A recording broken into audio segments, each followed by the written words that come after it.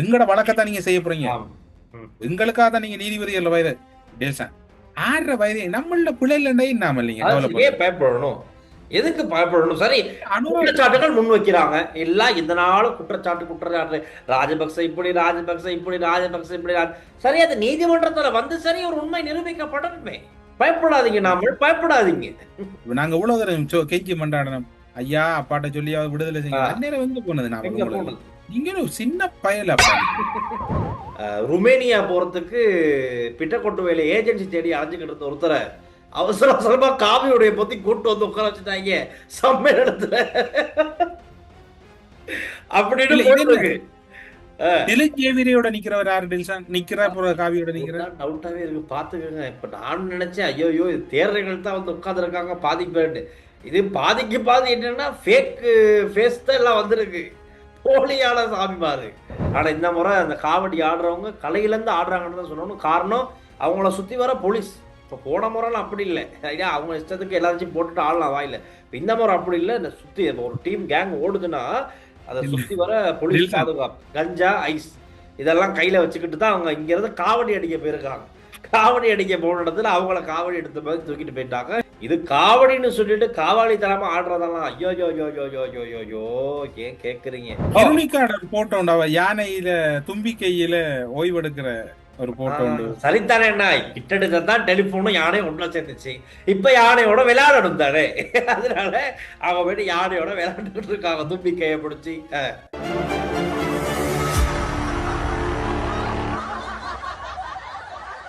இத்தளத்தில் மிக குறைந்த கட்டணத்தில் விளம்பரம் செய்திட இன்றே தொடர்பு கொள்ளுங்கள்.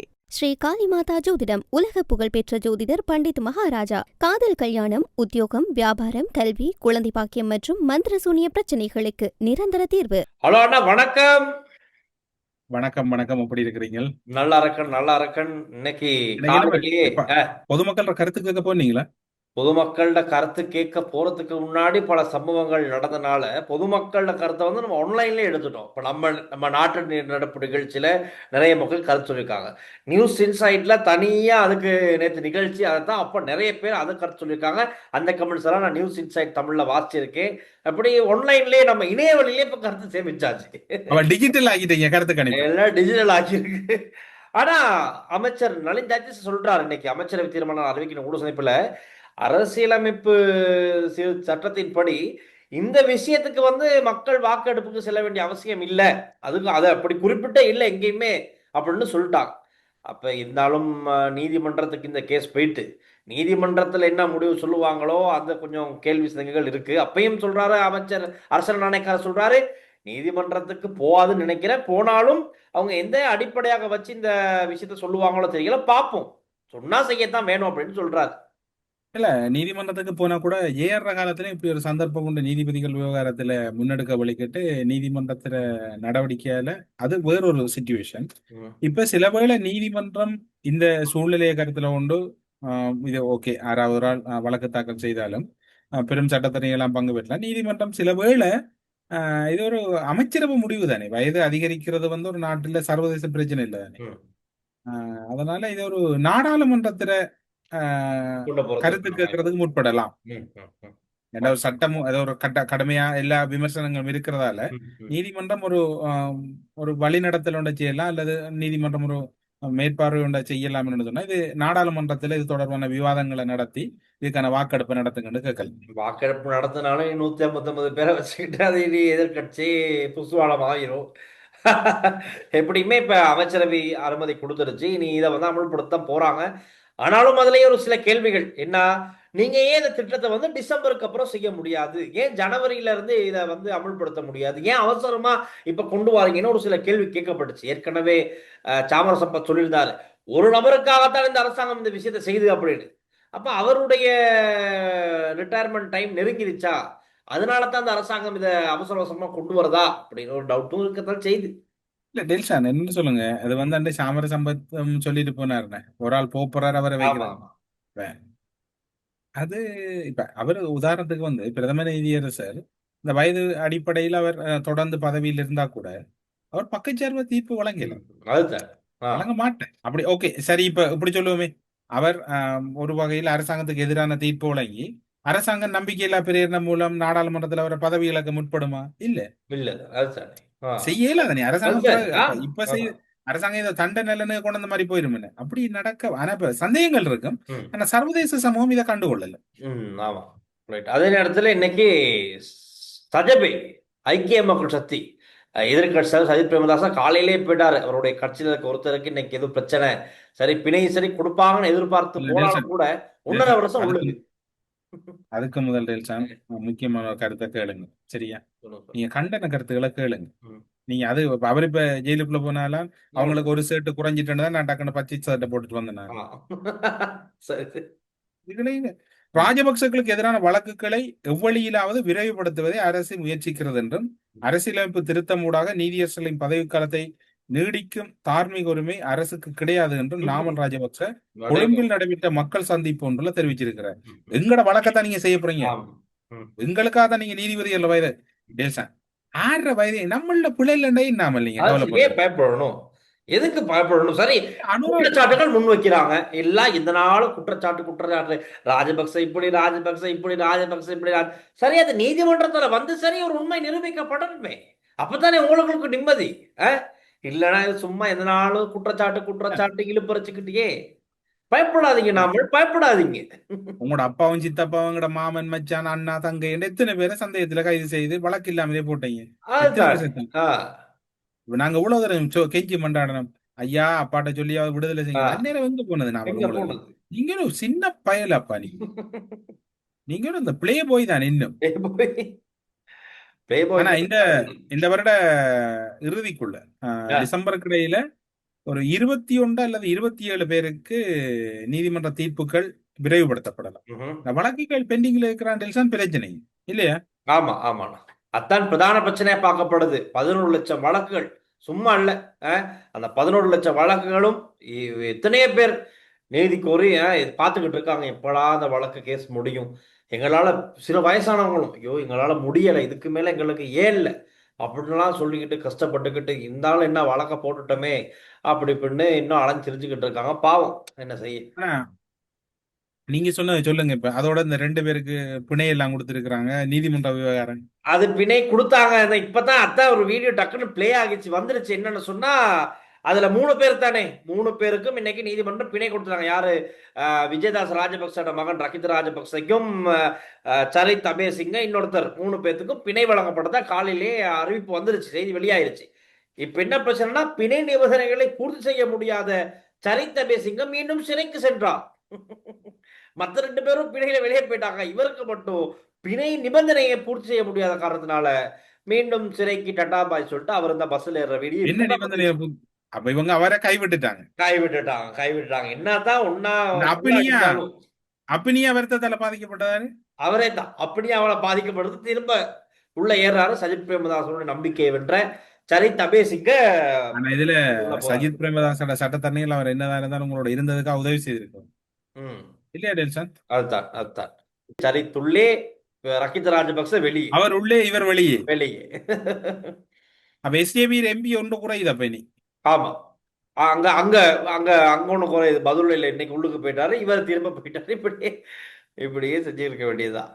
அதோட விமல் வீரவன்சர சகோதரருக்கு அவருக்கும் பிணை கொடுத்துட்டாங்க. ஆள் ரொம்ப டிப்ரெஷன். வெளியே வந்து ஏசிக்கிட்டே போறாரு. அனுரவ திருப்தி பண்ணத்தான் இதெல்லாம் நடக்குது அப்படின்னு குழம்பிக்கிட்டு போறாரு.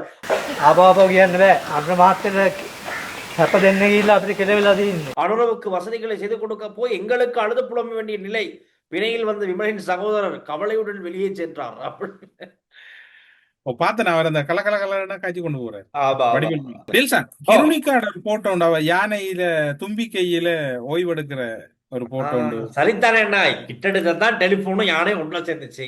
இப்ப யானையோட விளையாடணும் தானே. அதனால அவங்க போயிட்டு யானையோட விளையாண்டுட்டு இருக்காங்க தும்பிக்கைய பிடிச்சி. அலியாழ்வா யானை நண்பன். இன்னும் ஒரு புகைப்படம் பார்க்கக்கூடிய இருந்தது.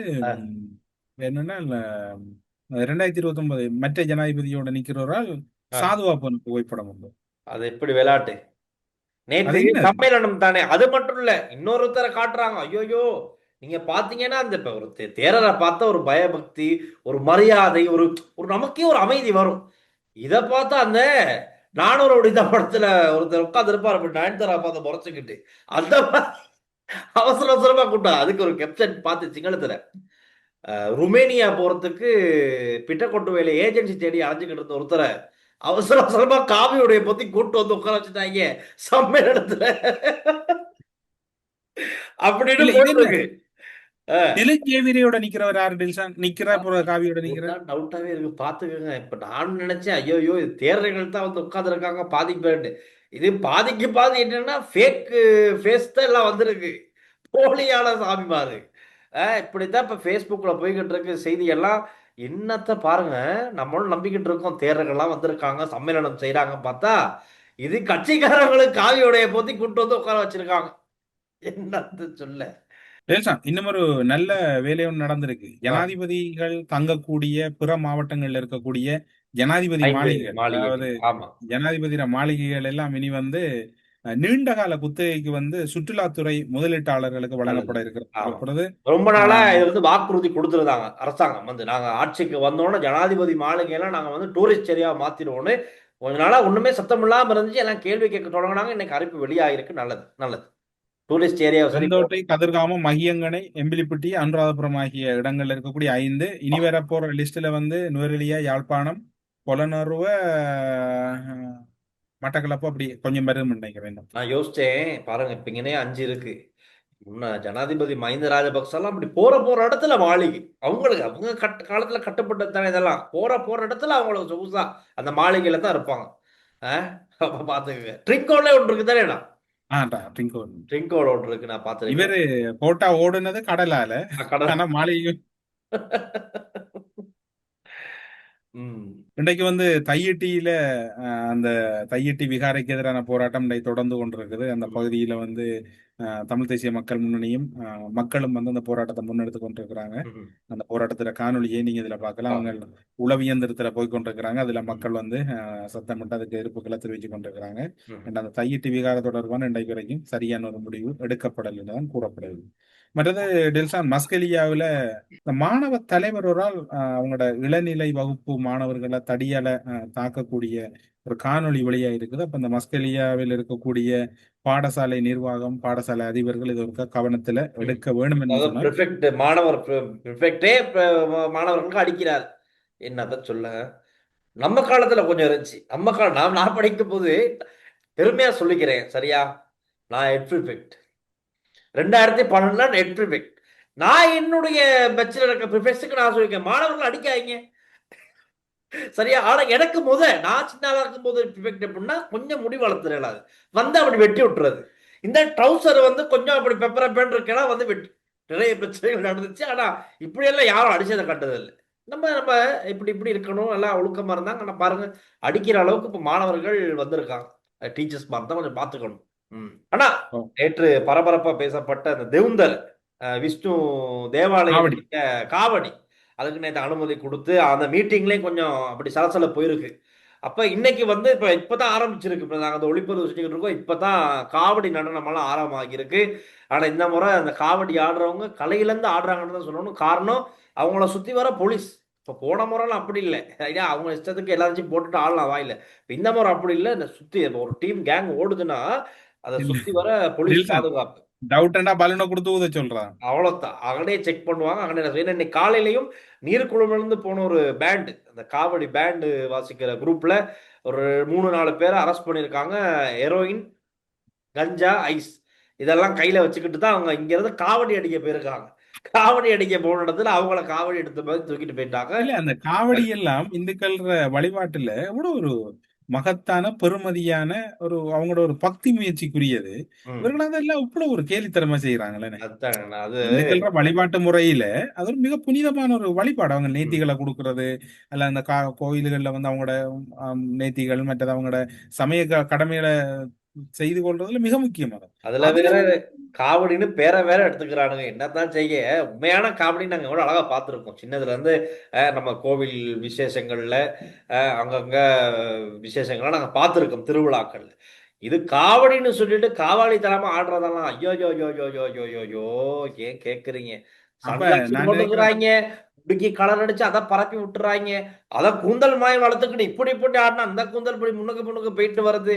சாரத்தை கட்டிக்கிறாங்க, சேட்டொன்னு போடுறாங்கல்ல, என்னத்த கேட்டா எல்சா, காமெடி. நான் நினைக்கிறேன் அந்த ஆட்டோவை மறைச்சு அங்களும் இஞ்சி ஐஸ் வைக்க வந்தவர் தானே தெரியாது. அவரும் சொல்ல முடியாது. இல்ல இல்ல, கச்சான் வைக்கிற மாதிரி ஆடுற காவடிக்காரனுக்கு ஐஸ் முடிஞ்சா கை ஏய் ஏய் இல்ல வளர்றதுக்கு. இல்ல. இல்ல, உண்மையில இந்த இதுகள்ல கொஞ்சம் மத விவகாரம் வச்சு கொஞ்சம் கவனம் செலுத்தி ஒரு கட்டுப்பாடுகள் ஏற்படுத்தணும். இது கண்டமேனிக்கு வந்து விடையில அதனை இவங்க. விடையில அதனாலதான் இப்ப இது நல்லா ஸ்ட்ரிக்டா கொண்டு செஞ்சுட்டாங்க. இப்ப இந்த மாதிரி ஒன்றும் போடவும் இயலாது, போட்டுட்டு உள்ளுக்கு போகவே இயலாதனால எல்லாம் கொஞ்சம் ஏதோ தானோன்னு இப்படி ஆடுறாங்க ஸ்லோவா. கவலையா இருக்கு, பார்க்க செய்யவே இல்லை. இல்ல, அப்ப இந்த தரம் வந்து நான் நினைக்கிறேன் டில்சன், களை கட்டாத ஆட்டம் உள்ளுக்குள்ள ஆமா. போகல தான். அது ஒன்றும் இல்லை தான் போறோம். ஏன்னா ஏற்கனவே நேம் லிஸ்ட் எல்லாம் எடுத்துட்டாங்களா, போலீஸ் சொல்லியிருக்காங்க. அந்த ஏரியா போலீஸ் நேம் லிஸ்ட் எல்லாம் எடுத்தாச்சு. இந்த நேம் லிஸ்ட் இருக்கவங்க பொடி உடல் பரிசோதனை செய்யப்பட்டு தான் உள்ளுக்கு அனுப்பப்படுவாங்க. நீ உள்ள போயிட்டு ஆடு பிரச்சனை இல்லை, ஆனா போட்டுட்டு மட்டும் போ, ஆட நினைக்காது அப்படின்னு சொல்லிட்டாங்க. அதனால ஃபுல் பாதுகாப்பா நடந்துகிட்டு இருக்கு. எஸ்டிஎஃப், நேவி, ஆர்மி, போலீஸ், இப்படி எல்லா முப்படைகளும் சேர்ந்து இன்னைக்கு முழு பாதுகாப்பு இந்த தேவுந்தர தேவாலய பெரேராவுக்கு வழங்கியிருக்காங்க. மற்றது டில்சான், மிகவும் ஒரு துயரமான செய்தி. அம்பாறை மாவட்டம் கல்முனை பகுதியைச் சேர்ந்த அனோஜனுக்கு வந்து 5 வருட தீர்ப்பும் 3 மில்லியன் பணமும் அவருக்கு 3 மில்லியன் அபராதம் சவுதி ரியால்ல. சவுதி நீதிமன்றம் அந்த தீர்ப்பை உறுதிப்படுத்தி இருக்குது. இப்ப தனியொரு மாட்டாங்க, ப்ரோக்ராம் முன்னுக்கு யாரும் பேச மாட்டாங்க. ஆனா உண்மைக்குமே இன்னைக்கு காலையில இருந்து நேற்று ரஜீவ் அதை உறுதிப்படுத்து, ராஜ்குமார் ரஜீவ்காந்த் பேஸ்புக்ல ரஜீவ் நேற்று பார்த்தேன். அதுக்கு பிறகு இப்ப நிறைய இஸ்லாமிய சகோதரர்கள் எழுதுறாங்க, நிறைய விஷயங்கள் எழுதுறாங்க. நான் ஒரு காணொலியை நான் போட்டேன், கவலைப்படுறாங்க. பாருங்க, இப்ப பாருங்க, தேவையில்லாத ஒரு விஷயம். பாவம், அந்த இளைஞன் வந்து எவ்வளவு எதிர்பார்ப்புகளோட கனவுகளோட சவுதியில போயிட்டு வேலை செஞ்சுக்கிட்டு இருப்பாரு. அதுக்காக போனவர் தான் இப்படி ஒரு நிலைக்கு தள்ளப்பட்டிருக்காரு. இப்ப அவருக்கு என்ன செய்ய போறதுன்னு தெரியாத அந்த வீடியோ நாங்க பார்ப்போம், அந்த இளைஞர் பேசுறது. அனோஜனுக்கு வந்து சவுதி அரசாங்கம் வந்து 10 வருஷம் சிறை தண்டனை வந்து வழங்கிட்டு, இதுக்கப்புறம் ஒண்ணுமே பண்ண இயலாது, எதுவுமே பண்ண இயலாது. பண்றதெல்லாம் பண்ணி முடிச்சிட்டீங்க. ஆனா தைரியமா வேணுமுன்னே திமிராவே பண்ற எல்லாருமே வெளியேறிக்கானுங்க, சந்தோஷமா தான் இருக்கானுங்க. ஆனா மக்களிடத்துல வந்து மன்னிப்பு கேட்டதுக்கு அப்புறம் இது ரசூல்லா விரும்பித்தான். இப்ப ரசூல்லா மன்னிப்பு கேட்டா, அல்லாவே என்ன சொல்றான், நீங்க என்கிட்ட மன்னிப்பு கேளுங்க, நான் மன்னிக்க தயாராயிக்கன்னு சொல்றான். தப்பா உணர்ந்து நீங்க மன்னிப்பு கேட்டா நான் மன்னிக்க தயார்ன்றான். அல்லா மன்னிக்க மாட்டான்னு எவனா சரி சொன்னா அவனுக்கு கடைசி காலத்துல வழங்கும் அப்படி சொல்றவனுக்கும். அடுத்த ரசூல்லா இருந்திருந்தா ரசூல்லா வேற லெவல்ல பாத்திருப்பாங்க. அவன் மன்னிப்பு கேட்கறான், அவன் மன்னிப்பு மக்களிடத்துல கேட்டதுக்கு அப்புறம் நீங்க எல்லாம் தண்டனை வாங்கி கொடுத்தீங்க பாருங்க. நானும் வீடியோ ஒண்ணு போட்டிருந்தேன், இந்த மாதிரிலாம் பண்ணாதீங்க பாவம்னு. கடைசியில 2-3 நாள் போனிச்சு உள்ள வைக்கான். இதுக்கப்புறம் ஒண்ணுமே பண்ண இயலாது. அதான் இது ஒரு மிகவும் ஒரு துயரமான சம்பவமா தான் பதிவாகுது. மன்னிப்பு கேட்டாச்சு, எல்லாம் செய்தாச்சு, இதுக்கு மிச்சமாவும் என்ன செய்யறது? ஆனா இது வந்து ஒரு போயிட்டு கட்டாயமா இதுவரைக்கும் ஒரு தண்டனை பெற்று கொடுக்கணும் அப்படின்னு ஒரு ப்ரெஷர் கொடுக்கப்பட்டிருக்கு. இல்லைன்னா இது நடந்திருக்காது. இது சாதாரணமா போயிருக்க வேண்டிய விஷயம் ஒண்ணுதான். ஏன்னா இந்த பொடியை வந்து அவரோட பேஸ்புக்ல ஒரு பதிவா போடலையே, ஏற்கனவே அவமதிச்சு ஒரு சமயத்தை, இந்து சமயத்தை அவமதிச்சு போட்ட ஒரு பதிவு கீழே இவர் போயிட்டு ஏற்பட்ட கோபத்துல இவர் போயிட்டு பதிலுக்கு எழுதி விடுறாரு. சோ பாருங்க, பதிவு போட்ட நபருக்கு எந்த விதமான சட்ட நடவடிக்கையும் எடுப்படல தானே. அவர் ஒரு மதத்தை அவமதிச்சு போட்டிருக்காரு. அப்ப அவருக்கு எங்க சட்ட நடவடிக்கை? ஒண்ணும் இல்லை. கடைசியில் அந்த பதிவுக்கு கீழே கமெண்ட் எழுத போன இந்த அனோஜனுங்கிற பொடியை அவசரப்பட்டு கோபத்துல அப்படி ஒரு பதிவை போட்டு அதையும் டிலீட் பண்ணிட்டாராம். ஒரு 5-10 நிமிஷம் டிலீட் பண்ணிட்டாராம். ஆனா ஏற்கனவே ஸ்கிரீன்ஷாட் எடுத்து வச்சிருக்காங்க. அவர் மன்னிப்பும் கேட்டாரு, அப்பயும் மன்னிப்பு கேட்டாரு. மன்னிப்பு கேட்டு கூட அந்த எப்படியாச்சும் பழி வாங்கணும், தண்டனை பெற்று கொடுக்கணும்னு நினைச்ச ஒரு குரூப் அதை செஞ்சுட்டாங்க. என்னதான் இருந்தாலும் டெல்சான், ஒவ்வொரு மதத்திலேயும் மன்னிப்பு இருக்குது. ஆனா இஸ்லாத்திலையும் எல்லா மதத்துக்கையும் விட அதிஉச்சமான மன்னிப்பு இருக்குன்னு. ஆனா அந்த அரபு நாடுகள்ல வந்து அந்த மன்னிப்புன்றது வந்து மிக மிக குறைவா இருக்குது.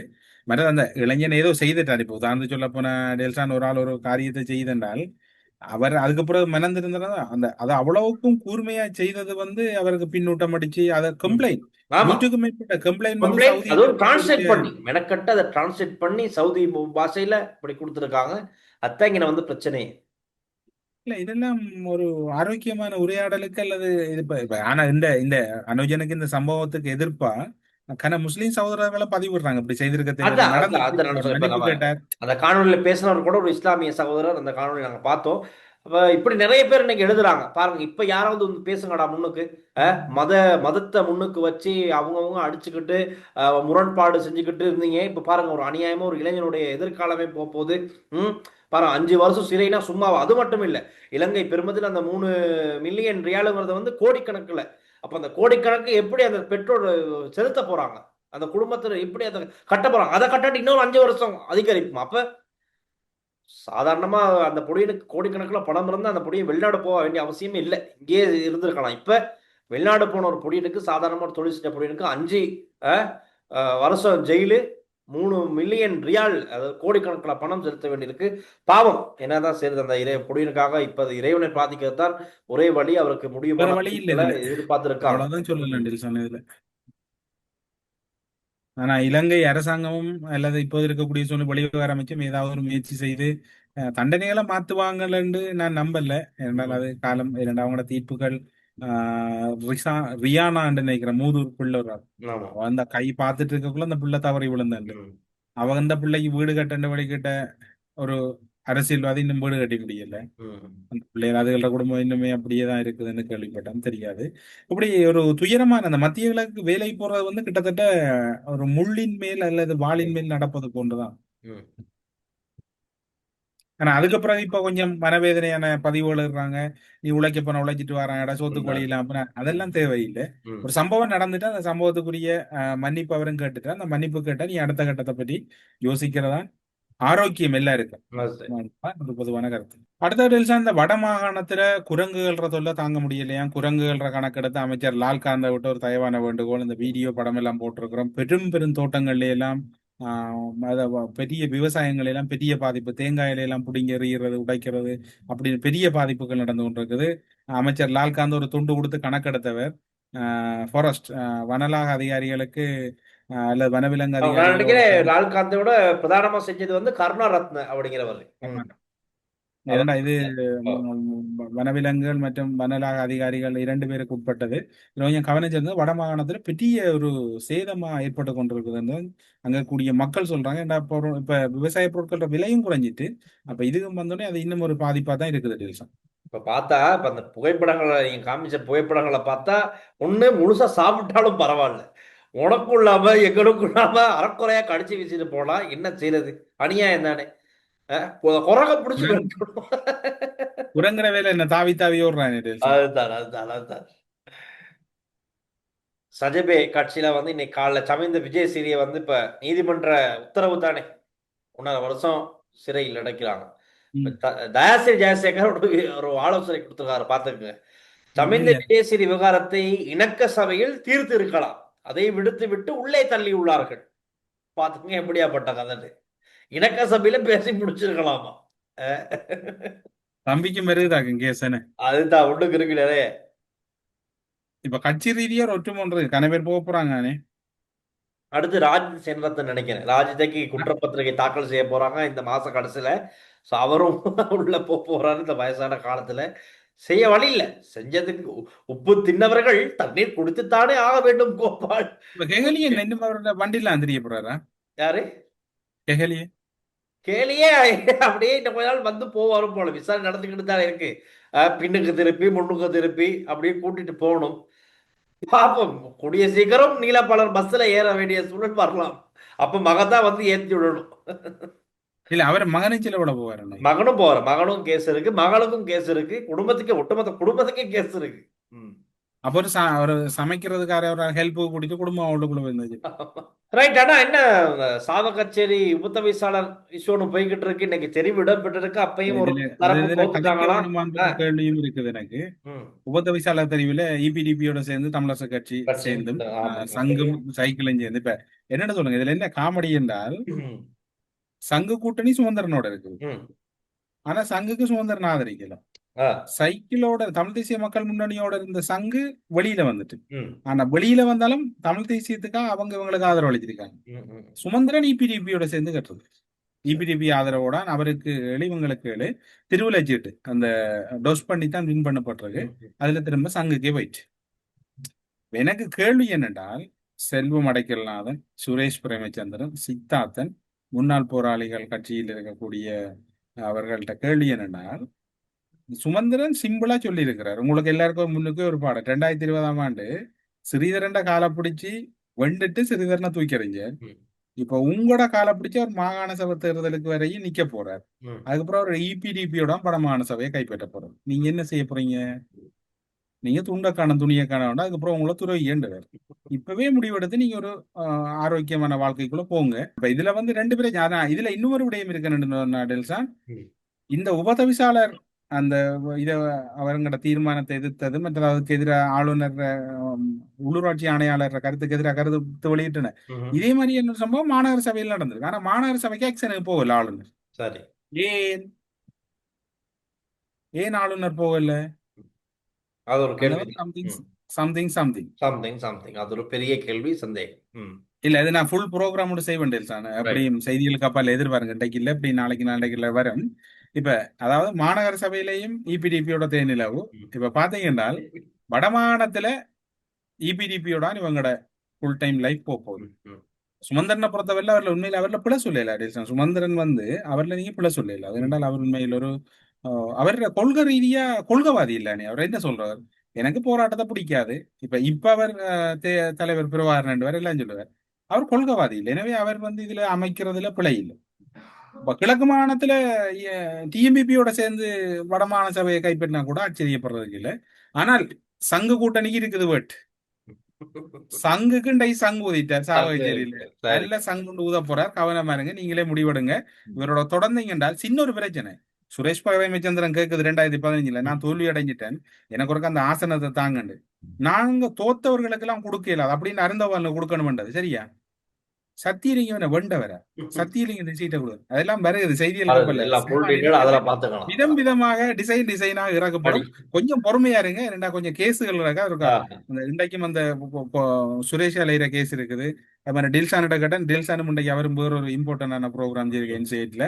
அதனால ரெண்டு பேருக்கும் கொஞ்சம் வேலைப்பட இருக்கிறதால கொஞ்சம் டைம் தாங்க நான் செய்யறோம். ரைட்னா நம்ம கமெண்ட்ஸுக்கு போயிரும்.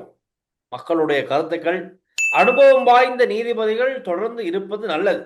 நீதிபதிகள் வயதிலை நீடிப்பது மிக மிக முக்கியம். அனுபவம் வாய்ந்த நீதிபதிகள் தொடர்ந்து இருப்பது நல்லது. நீதிபதிகளின் வயதிலை அதிகரிப்பு அவசியமே. வயதிலையை நீடித்து மோசடிக்காரர்களுக்கு விரைவாக தண்டனை வழங்க வேண்டும்.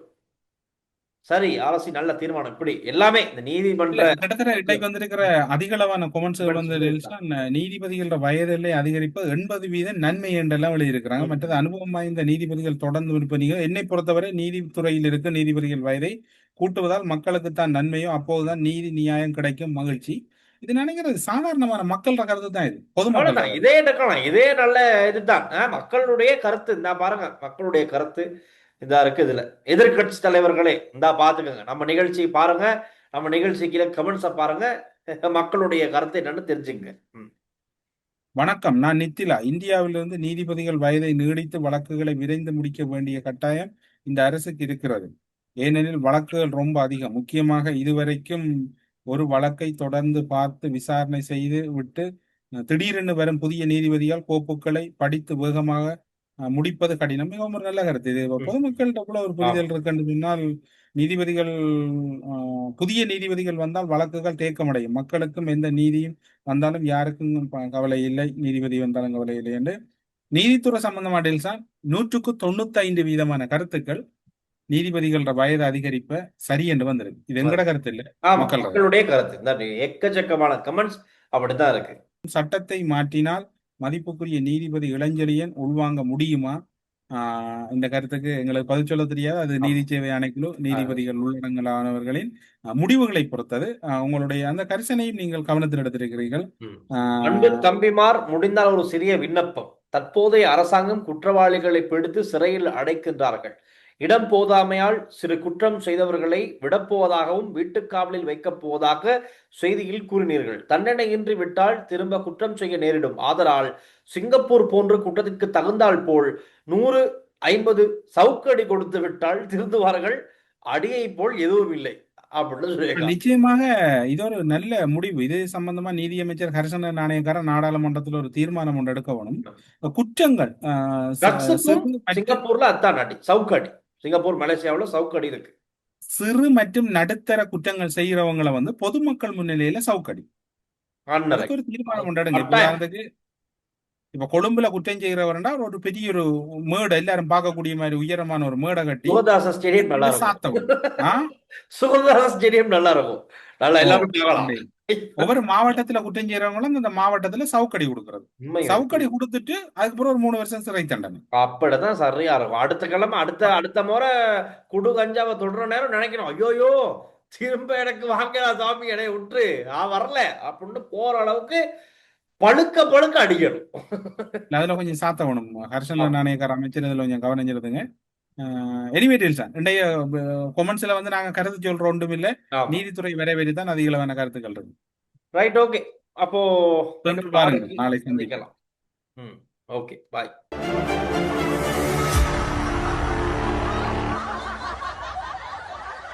ஸ்ரீ காளிமாதா ஜோதிடம் உலக புகழ்பெற்ற ஜோதிடர் பண்டித் மகாராஜா. காதல், கல்யாணம், உத்தியோகம், வியாபாரம், கல்வி, குழந்தை பாக்கியம் மற்றும் மந்திரசூனிய பிரச்சனைகளுக்கு நிரந்தர தீர்வு. இத்தளத்தில் மிக குறைந்த கட்டணத்தில் விளம்பரம் செய்திட இன்றே தொடர்பு கொள்ளுங்கள்.